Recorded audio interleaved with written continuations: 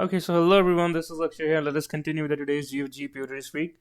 So this question name is find all critical connections in the graph. So this question is a hard category question and it's a very standard or let's say very standard algorithm in the graphs, right? तो हम जब भी graph पढ़ते हैं तो वो एक question आता है हमारे पास bridges in graph and articulation point in graph, right? तो ये क्वेश्चन उसी वही है. अगर आप बात करो ब्रिजेस इन ग्राफ का तो एग्जैक्टली वही है, राइट? उन्होंने नाम चेंज करके बस यहाँ पे क्रिटिकल कनेक्शन लग दिया. So I was not able to make the video, could not upload this video today sooner because ये क्वेश्चन थोड़ा सा अधूरा था यार. Like when I read it the output was not mention, so that's why I could not infer that what this question was all about. तो इस question को start करने से पहले बेसिकली हम ब्रिजेस एंड ग्राफ पढ़ेंगे. इस क्वेश्चन को स्टार्ट करने से पहले दो प्रीरिक्विजिट है. हम डीएफएस टेक्निक देखेंगे, राइट? तो डीएफएस आप यहाँ से पढ़ लेना in from my playlist और any other resource you have, right? So study the DFS because उसके without ये question नहीं होगा, correct? जो मैंने articulation point, so that's the articulation point video which you have covered in day 52, right? जो चीज़ें हम bridge के लिए देखना चाह रहे हैं, जो edges के लिए देखना चाह रहे हैं, same cheese we have to see for a vertex, then that is called an articulation point. अब हम क्या देखना चाहते हैं, what is actually bridges in graph, तो उसको अब देखते हैं शुरू से. तो bridges in graph का मतलब ये होता है यार कि अगर आपके पास कोई ग्राफ दे रखा है, राइट? अगर आप किसी एक पर्टिकुलर एज को आप रिमूव करते हो तो number of connected components in the present graph वो इंक्रीज हो जाए. मैं क्या कहना चाह रहा हूँ यार, लेट्स से आपके पास ये ग्राफ दे रखा है, this is the graph given to you, right?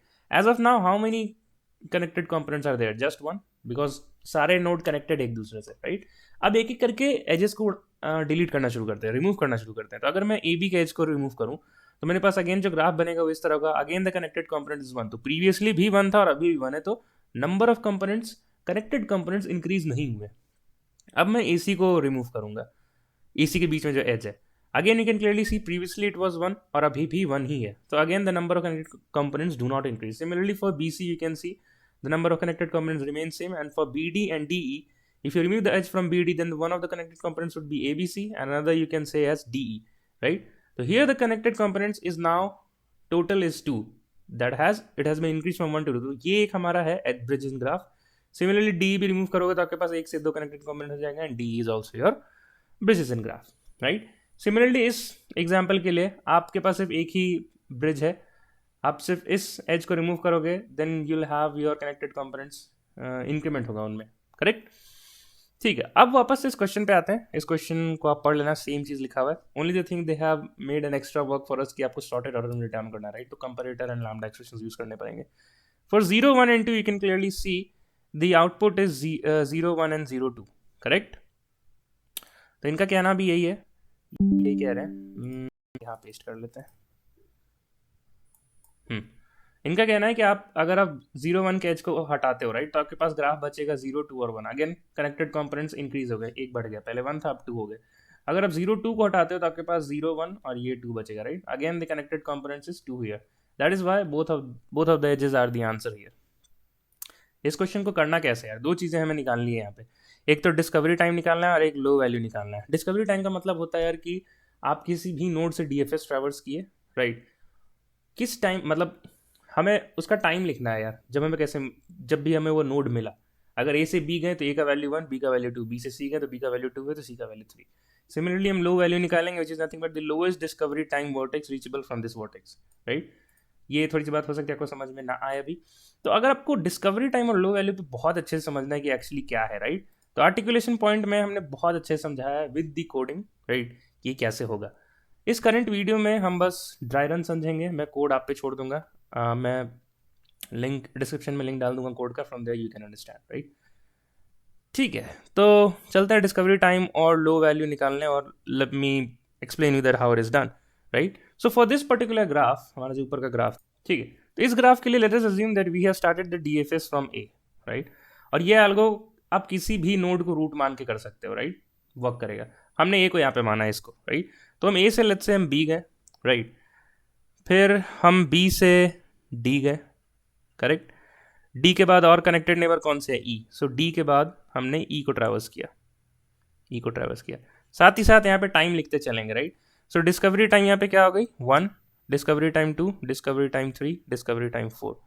ये जो मैंने इससे लिखा है दिस इज द डिस्कवरी, ठीक है? अब मैं ई पे गया, 1 से गया 2, बी से डी, डी से ई. अब डी ई के कोई पेरेंट्स है नहीं तो मैं ई से बैक ट्रैक करूंगा डी पे. डी के भी कोई पेरेंट्स, सॉरी नेबर्स अब कोई बच्चे नहीं, तो मैं बी पर बैक ट्रैक करूँगा, मैं देख सकता हूँ कि बी का एक और नेबर बचा हुआ है, that is C which is not visited. तो मैं बी से यहाँ सी पे एक अपना ब्रांच क्रिएट कर दूंगा, ठीक है। और इसकी डिस्कवरी टाइम क्या हो जाएगी 5, ठीक है। अब सी से जो है, सी से भी ए जाने का एक तरीका है, राइट। तो मैं इसको बस एक डॉटेड लाइन से दिखा रहा हूँ, right. And this is nothing but a back edge, right. हमें जब लूप चेक करना हो या नहीं करना हो तो ये बैक एज बहुत काम आता है, राइट। ठीक है, बैकेज का मतलब है यार कि अपने एग्जिस्टिंग नोड से ऊपर के जो एंसेस्टर है, जो हमने डीएफएस करते समय जो ट्री बनाया, राइट, ये ट्री आपको दिख रहा होगा। तो डीएफएस करते समय जो ट्री हमने बनाया, तो जो नोड है उसके एंसेस्टर से उसका कोई लिंक है नहीं, so that link is known as back edge here, correct. अब हम यहाँ पे क्या करेंगे, अब हम लोएस्ट डिस्कवरी टाइम लिखेंगे। लोएस्ट डिस्कवरी टाइम का क्या मतलब है, अगेन लो वैल्यू का lowest discovery time vertex reachable from this vertex. तो अगर मैं ए की बात करूँ यार, राइट, तो ए का डिस्कवरी टाइम क्या है 1, और हर एक नोड अपने आप को तो रीच कर ही सकता है, तो और लोएस्ट भी 1 है, तो मैं यहाँ 1 लिख दूंगा। सिमिलरली बी के लिए मैं क्या देखूंगा, इसकी क्या क्या पॉसिबिलिटी, ये खुद को रीच कर पा रहा है 2 को, राइट। बी की अगर मैं पॉसिबिलिटी लिखूँ यार डिस्कवरी टाइम की, बी डी को रीच कर सकता है, और ई को भी रीच कर सकता है, सी को भी रीच कर सकता है, और ए को भी रीच कर सकता है, करेक्ट। बी सी ए से ए भी पहुंच जाएगा। अब इन सबकी डिस्कवरी टाइम लिख रहा है डी ई सी ए की। डी की ये डिस्कवरी टाइम है 3, बी की है 2, ई की है 4, सी की है 5, ए का है 1। इनमें से लोएस्ट क्या है, लोएस्ट है 1, that is why I will write here 1। समझ में आ गया आपके बात। Lowest discovery time vertex reachable from this vertex, correct. मतलब बी से हम ए जा सकते थे and that was the lowest discovery time, ठीक है। अगर आपकी बात नहीं समझ आया तो वापस से पॉज करो, इस ड्रायन को समझो, मैंने भी समझाया, and let's move ahead. Similarly D के लिए मैं क्या कर सकता हूँ, डी का डिस्कवरी टाइम सिमिलरली मैं कहूँगा 3 है। डी क्योंकि खुद को रीच कर सकता है, ई को among them 3 is the lowest. Similarly for E I can say it's 4, it can only connect to him itself, like E को ही अप्रोच कर सकता है, और कहीं पे इसका कोई जाने का डायरेक्शन नहीं है। Similarly for C, now C can reach to itself, that is C, and it can reach to A, and it can reach to B, D, E as well, because it is forming a back edge and it is basically making a cycle. But what is the lowest among them? Lowest is A, so I'll write 1, right? What we need to check, irrespective, जो हमने articulation point में देखा था वहाँ पे 2 condition थी, right, वो थोड़ा सा कॉम्प्लेक्स था, बट यहाँ ब्रिजेस में और सिंपल हो गया, हमें बस एक ही कंडीशन चेक करना है। If low of V is greater than discovery of U, then definitely U and V is a bridge। क्या हम इसे वेरीफाई करें, एक बार वेरीफाई करते हैं। तो let us take some different colors, already we have used all of them, but okay। तो ये हमारा U है, राइट, और ये हमारा V है, ठीक है। तो लो ऑफ V क्या है 1, एंड डिस्कवरी ऑफ U क्या है 1, ये सेम है, तो clearly I can say that A in A B is not a bridge, and I can see manually also ये भी ब्रिज नहीं है। जहाँ पे ब्रिज है वहाँ पे देखेंगे ऐसा क्या हो रहा है यार कि ये इनइक्वालिटी हमारा ब्रिज कैसे बता रहा है, राइट। वो मोमेंट आने का वेट करते हैं अगेन। तो हमारा यू वी, ओके ठीक है, यू वी अब चेंज होगा, लेट्स से ये हमारा यू है और ये हमारा वी है, करेक्ट। तो low of V is 3, right, and discovery of U here is 2, तो डेफिनेटली 3 इज ग्रेटर देन 2, तो मैं कह रहा हूँ कि ये हमारा एक ब्रिज है। तो मैनुअली आप देख पा रहे हो बी डी है, बट ऐसा क्या हो रहा है, ये इनइक्वालिटी क्या इंश्योर कर रही है, कैसे बता रही है कि ये ब्रिज है, ऐसा इंट्यूशन नहीं लग रहा होगा मे बी आपको, राइट। तो देखो ये क्या बोल रहा है यार, कि मैं चेक कर रहा हूँ कि डी जो है उसका जो लोएस्ट डिस्कवरी पॉइंट है विच इज़ ग्रेटर देन माई, जहाँ से हम आ रहे हैं, लाइक यू से वी में एक एज है, राइट। तो अगर मैं कहूँ कि ये बड़ा है, राइट, तो क्या मैं कह सकता हूँ, कि अगर ऐसा है तो क्या मैं कह सकता हूँ कि we can remove U to V edge. और इसका क्या मतलब होगा, कि अगर मैंने रिमूव कर दिया तो we cannot reach back, we cannot reach back to any ancestors लिख देते हैं, एनी एंसेस्टर्स ऑफ यू।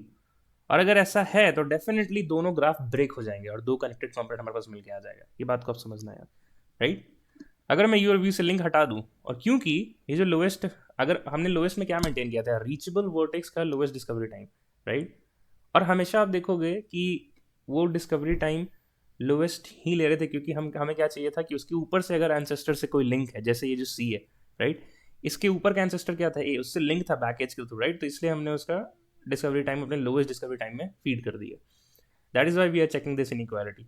आप यहाँ पे वीडियो को पॉज करो यार, थोड़ा सा इस लॉजिक को ग्रास्प करने की कोशिश करो, अंडरस्टैंड करने की कोशिश करो, 2-3 ड्राई रन करो, आपको खुद समझ आ जाएगा, राइट। हम इस ग्राफ का ड्राई रन कंप्लीट करते हैं और आगे बढ़ते हैं। अगेन यू एंड वी हम बदलते हैं, डी और ई पे चेक करते हैं। So low of V is 4 and discovery of U is 3, definitely this is not a baggage और इनइक्वालिटी भी सेटिस्फाई नहीं हो रही है। सिमिलरली हम किसको चेक कर लें अब, बी सी को भी आप चेक कर सकते हो। तो बी का बी और सी को अगर आप यू और वी मानते हो, राइट, तो low of V that is 1 and discovery of B that is 2 which is not satisfying the equality, तो ऐसा नहीं है। और कौन से एग्जिस्ट हैं, डी एंड ई था, राइट। तो डी एंड ई के लिए हमने चेक किया गया, oh we have made a wrong decision here. So D और ई के लिए एक बार वापस से देख लेते हैं क्या गलती की थी हमने। सो लो ऑफ वी और मैं क्या लिखता हूँ, low of E is nothing but 4 and I am comparing with the discovery of U and U here is nothing but D. तो यहाँ पे 3 है, डेफिनेटली है, 4 ग्रेटर देन 3 है, तो हमने कैसे मिस कर दिया, ये भी एक पैकेज होगा D and D, and clearly you can manually see D भी एक पैकेज है, ठीक है। एक और ग्राफ के लिए ड्राइंग कर लेते हैं यहाँ पे। तो यहाँ पे लेट अस अज्यूम मैं डी एफ एस यहाँ से शुरू करता हूँ सी से, करेक्ट। तो अगर मैं सी से शुरू किया तो let's say I went to ए, फिर ए से मैं सी ए बी पे गया मैं, फिर क्या हुआ, बी के बाद कोई नेबर्स बचे नहीं, राइट। तो यहाँ से मैं बैक ट्रैक करूँगा ए पे भी कोई नेबर्स नहीं बचे, तो मैं बैक ट्रैक करूँगा सी पे नेबर्स हैं इसके D E and F, right. This would be your D F S traversal. तो यहाँ पे अब हम लिख भी लेते हैं कि हमारा डिस्कवरी टाइम क्या था। सो ये 1, ये 2, ये 3, उसके बाद हमने डी को एक्सप्लोर किया था 5 and then 6। What is the lowest discovery time here. और आप ये भी देख सकते हो कि यहाँ पे एक पैकेज है that is B to C, there is a package, right, and then from F to D there is a package, right, ठीक है। so let us now write the discovery time। तो डिस्कवरी टाइम क्या हो जाएगा, सी के लिए तो definitely 1, ए जो है वो सी को वापस से रीच कर सकता है, अगेन 1, बी जो है वो भी सी को रीच कर रही है, अगेन 1, डी जो है it can reach toward its E, F and itself, right, so again it would be 4. Similarly E can reach to F and D, so again 4. 6 can reach to itself D, E, right, इनमें से lowest कौन है, D का discovery point, so again 4, right। Now let us compare, so what we saw, C and D was a potential bridge, right, so let us compare, so let us see, so this is our U, this is our V, so low of U, right, what is the inequality, it was low of V, so low of V is 4, which is definitely greater than discovery of U, which is 1, and that is why I can say C and D is a potential bridge in the gap, right। तो यही है algorithm, हमें बस इतना ही ध्यान रखना है, इस पोटेंशियल को हमें this is the inequality we need to follow and how we can traverse to the discovery and the low value. So that is it for this video. I hope you have got a good grasp of the algorithm, how the bridges and graph is happening simultaneously. आप ये complete कर लो तो आप articulation point का video भी देख सकते हो, and then you'll be able to do this question. अगर हम इसका भी ड्राई रन करें, for this second example you can clearly see that upon removal of the h 2 to 3, right, then it will split into 2 components, that is 0 1 2 as a one component and 3 as the second component, and that is why you can say 2 3 is a critical connection, or let's say the bridges in the graph. Link आपको मिल जाएगा description में। चलो till then keep learning, keep growing, bye bye and take care guys, let's meet again in the next video। अगर आपको video अच्छा लगा, problem, intuition, everything, तो channel को सब्सक्राइब कर देना। Let us meet again, bye bye।